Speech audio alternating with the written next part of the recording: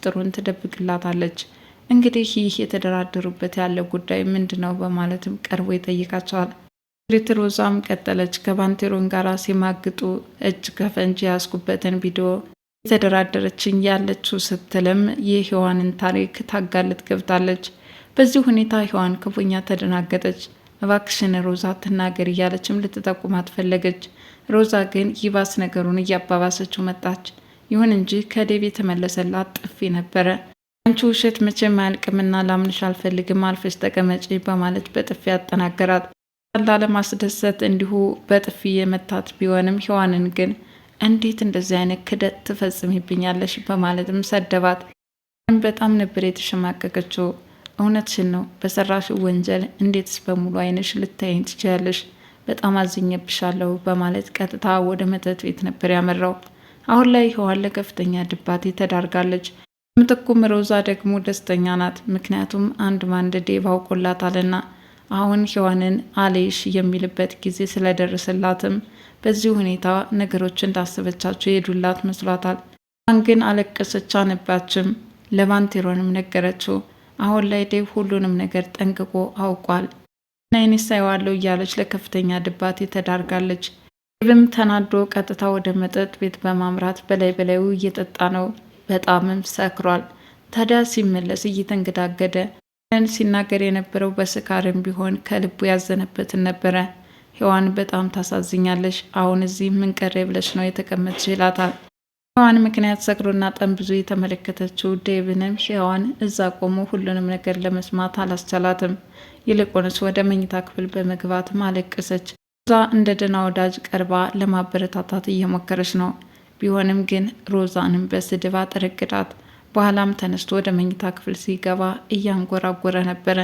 በበኩሏ እንዲሁ ተጨናንቃለች። ከሮዛ ጋር ምን አይነት አጣብቂኝ ውስጥ እንደከተቷቸው ሉሊት ለባንቴሮን ለማስረዳት እየሞከረች ነው። እንደውም እኮ በባለፈው የሆነ መድኃኒት ይዛ መታ ነበረ። እኔ ሳያት ግን ደበቀችብኝ። ይኸውልሽ ሰሞኑን የሚያሳክክ በሽታ ይዞኛልና እሱን ተቀብቼ ለመዳን ስል ነው ይህንን ያደረግኩት በማለትም መድኃኒቱን ገዝታ ወደ ቤት ስትገባ እንዳየቻትም ነገረችው። በዚህ መድኃኒት ነው እናንተ ተጠልፋችሁ ወደቃችሁ ስትልም ሴራውን አንድ ባንድ ነገረችው። መጀመሪያ ስለ መድኃኒቱ ጠንቅቀሽ አውቀሽ ቢሆን ምናልባትም አሁን ከገባንበት አጣብቂኝ ልንድን እንችል ነበረ። አሁን ግን ዞሮ ዞሮ ተሳስተናል ሲልም ለሉሊት ይነግራታል። በዚህ ሁኔታ ሔዋንን አጣብቂኝ ውስጥ ከከተተች በኋላ ዛሬ ደግሞ ቤትንም ለዴቭ ለማስጠላት የተለያዩ ሙከራዎችን እያደረገች ነው። በዚህ መካከልም ለጊዜው ተሳክቶላታል። ፎቶግራፍ ማስረጃ በመያዝ ከጎረምሳ ጋር ስትላላጥ ነው የምትለው። አንተ ትምህርት ቤት እየተማረችልኝ ነው ብለህ ታስብ ይሆናል። እሷ ውሎ ግን ከሰው ጋር ስትለጣጠፍና ካልተገባ ቦታ ላይ ተመልክቻታለሁ እያለችም ነገረችው። ይህንን የሰማው ዴቭም እውነት አድርጎም ወሰደው። በዚህ ሁኔታ ሉሊት ላይ ጮኸባት። ሉሊት እውነታውን ለማስረዳት ብዙ መጋጋት አልፈለገችም። አምባሉ ያለበት ኩበት ለቀማ እንዲሉ ሮዛ እንዲህ በሐሰት የከሰሰቻትን በእርግጠኝነት እንዳላደረገችው አድርጋም ለዴቭ ለማስረዳት እቅድ አወጣች። ለከፍተኛ ድብርት ተዳርጋ እየተላቀሰች ነው። ታዲያ ከባንቴሮን ጋር ቆማ ሳለም ሉሊት ትመጣለች። ሉሊትዬ በባለፈው ከዴቭ ጋር መቼ ነው የምትጋቡት የሚል ጥያቄ ነግረሽ ነበረ፣ ለምን አሁን አትጠይቂኝም አለቻት። ነገሩ ግራ አጋባትና ለምንድን ነው እንደዚህ የምታስገድጅኝ አለቻት። አዎ መቼ ነው የምትጋቡት የሚለውን ጥያቄ እስኪ አሁን ድገሚልኝ አለቻት። እሺ መቼ ነው የምትጋቡት አለቻት። መቼም ነው የማንጋባው አለች። አለቀሰችም፣ ግንባሯን እንደበደበች። ነገሮች ሁሉ እንደተበለሻሹና ከዴቭ ጋራ ለአንዴና ለመጨረሻ ጊዜ እንደተለያዩም ለሉሊት ትነግራታለች። ሉሊትም እንግዲህ ስህተት በስህተት አይታረምም፣ መብለሽ ለማሰብ ሞክሪና ራስሽን አዳምጭ፣ ከዴቭ ጋራም እያሰብሽው ይሆናል ማለትም እያበረታታቻት ነበረ። ግን ልትሰማት አልፈለገችም። ሮዛ ሉሊትን በወንድ ብቻ አይደለም ያማቻት በሱስም ጭምር እንጂ ተምራ ሲጃራ ስታጭስ ነው የምትውለው በማለት ለዴቭ ነግረዋለች። ዴቭ ይህንን ሲሰማ ክፉኛ ተደናግጧል። ይህንን እንኳን አታስመስይ፣ በፍጹም ላምንሽ አልችልም በማለት የሮዛን ንግግርም ነቅፏታል። ሆኖም ከወንድ ጋር ያሳየችው ፎቶግራፍ ግን እንዲያምን አድርገዋለች። ወደ ውጭ ወጥታም አሁንም ሔዋን በምን አይኗ ዴቭን ለማየት እንደተሳቀቀችና ክፉኛ ሞራሏ እንደተመታም አይቷታል። አዩሽ አይደለ በምን ሞራልሽ እኔን ቅና ብለሽ ታየኛለሽ? እንዴት እንደዚህ አይነት ክደት በላይ ላይ ትፈጽሚብኛለሽ? እያለም ነግሯታል።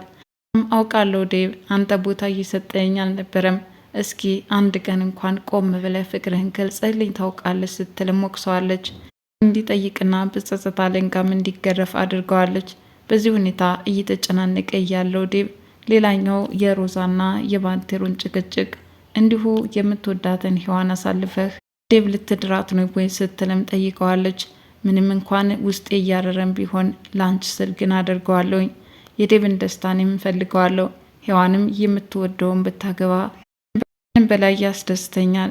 ሌላው የሚገርምሽ ነገር ግን ሁለተኛ ዴቭን እንደማታገኘው ነው ሲልም ጠይቋታል። እንደምንም ብዬ ዴቭን ወደ ራሴ አመጣዋለሁ ስትልም እርግጠኛ እንደሆነች አድርጋም ለባንቴሮ መልሳለታለች። ሮዛ እናት ከሔዋን እንግዲህ ሚስጥሩን እንጠብቅልኝ ገንዘብ እንድታመጭ በተባባሉትና በድርድራቸው መሰረት ለእናቷ ደውላ ቤት እገዛልሻለሁ ብላ ቃል ገብታላት ነበረ።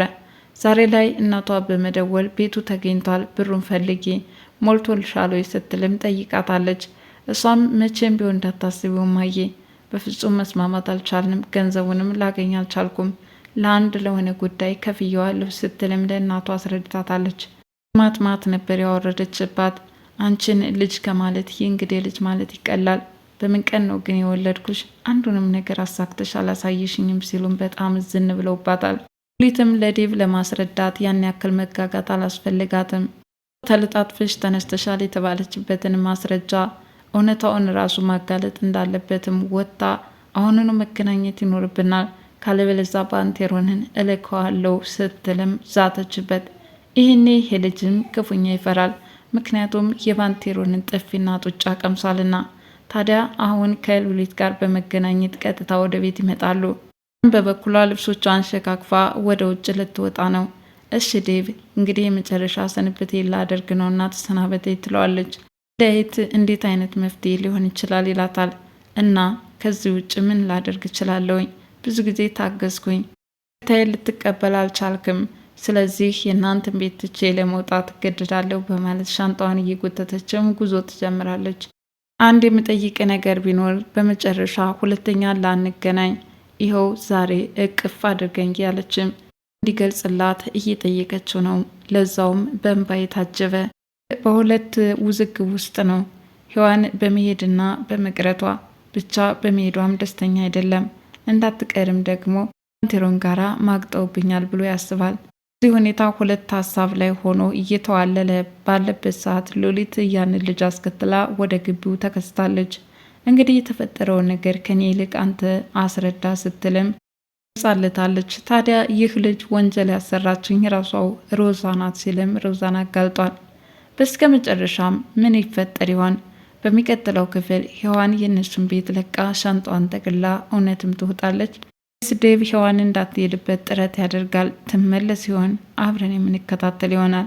ለዛሬ ትንሿ ሙሽራ ክፍል 42 ይህንን ይመስል ነበረ።